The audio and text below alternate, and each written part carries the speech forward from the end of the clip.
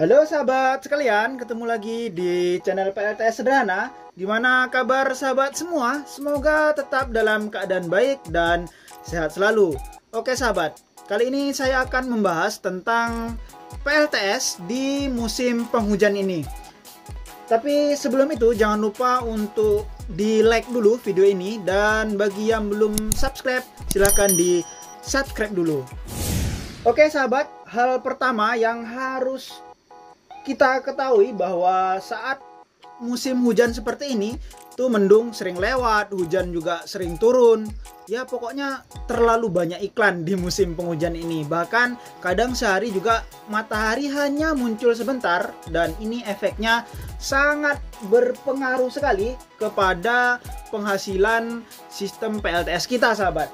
Nah, perlu diketahui sahabat bahwa produksi panel surya saat mendung itu bisa turun drop hingga 2% saja. Nah makanya kadang ada yang niat untuk menambah panel surya. Sebenarnya ini nggak salah sih sahabat, tapi menurut saya itu kurang tepat. Karena saat berganti ke musim panas, produksi panel surya bisa tembus di 4 jam, bahkan ada yang sampai 4,5 jam penyinaran gitu sahabat. Ujung-ujungnya ketika sudah berganti musim, kita pengen untuk menambah baterai.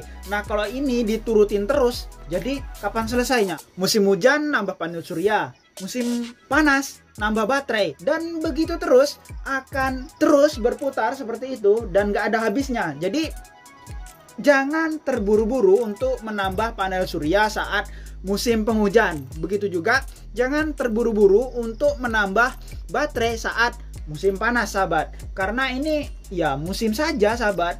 Kalau misalnya kita turutin ya nggak ada habisnya, ya kita terus nambah-nambah terus. Akhirnya bukan untuk memenuhi kebutuhan, tapi hanya untuk memenuhi keinginan kita saja gitu sahabat. Nah selanjutnya sahabat, yang perlu kita perhatikan saat musim hujan seperti ini biasanya terjadi belum pagi tapi baterainya udah habis nih, udah low gitu ya. Udah kalau misalnya di tempat yang teraliri PLN belum pagi sudah pindah ke PLN gitu. Pokoknya intinya sistem PLTS-nya nggak tembus pagi gitu. Nah ini penyebabnya sahabat, kita kurang memanajemen beban kita. Nah caranya supaya baterai kita itu bisa tembus pagi meskipun dalam keadaan musim penghujan, ya misalnya siang tadi hujan gitu. Kemudian caranya supaya bisa tembus pagi lagi, bisa sampai ke pengecasan lagi gitu sahabat, kita harus meminimalisir pemakaian beban di malam hari. Ya intinya kalau malam hari itu jangan digeber lah sahabat ya, hitung-hitung juga gitu. Ya kayak menyalakan tuh yang penting-penting saja, TV misalnya, lampu-lampu gitu, ataupun hanya untuk ngecas HP. Ya pokoknya yang penting-penting yang memang harus dihidupkan di waktu malam hari gitu sahabat.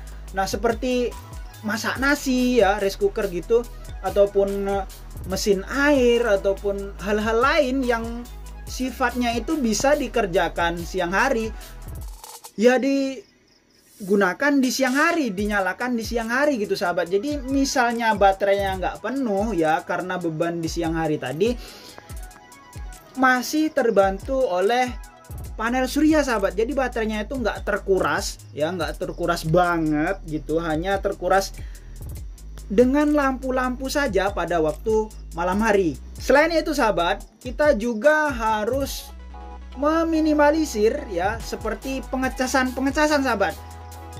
Seperti ngecas HP.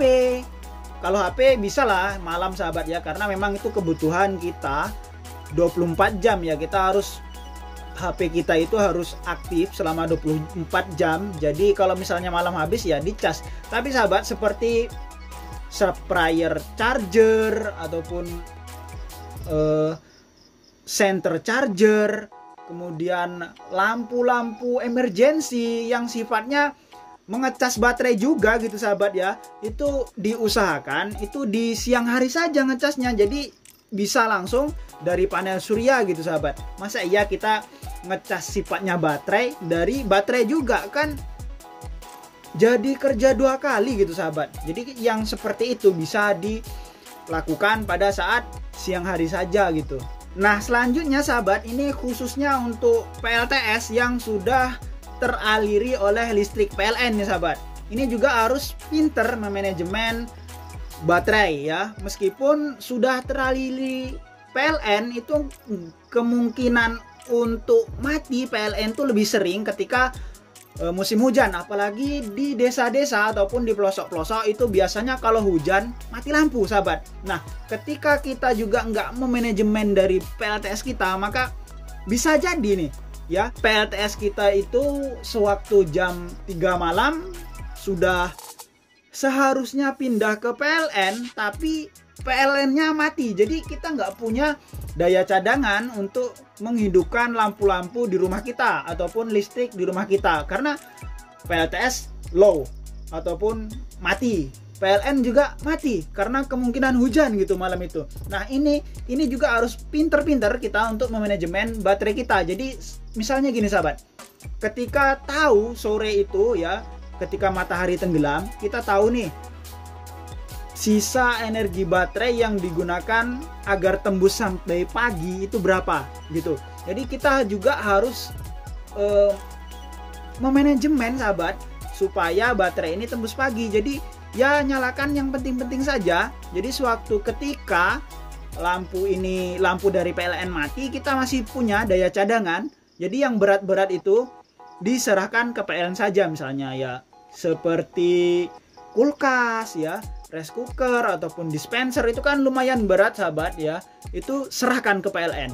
Jadi ketika PLN mati, lampu kita masih hidup sahabat, masih bisa menikmati listrik dari PLTS gitu sahabat ya. Jadi walaupun kita tinggal di tempat yang sudah teraliri PLN, kita juga tetap harus memanajemen karena nggak tahu nih kapan PLN mati ya.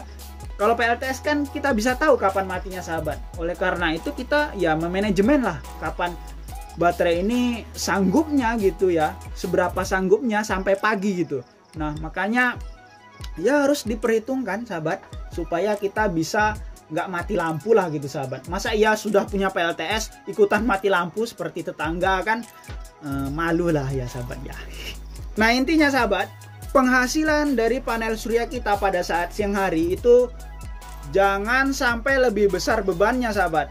Usahakan beban kita itu lebih kecil dari penghasilan panel surya kita. Nggak peduli PLTS kita itu berapa WP, berapa AH baterainya, pokoknya yang penting beban selama 24 jam tidak boleh melebihi hasil dari panel surya pada hari itu gitu sahabat.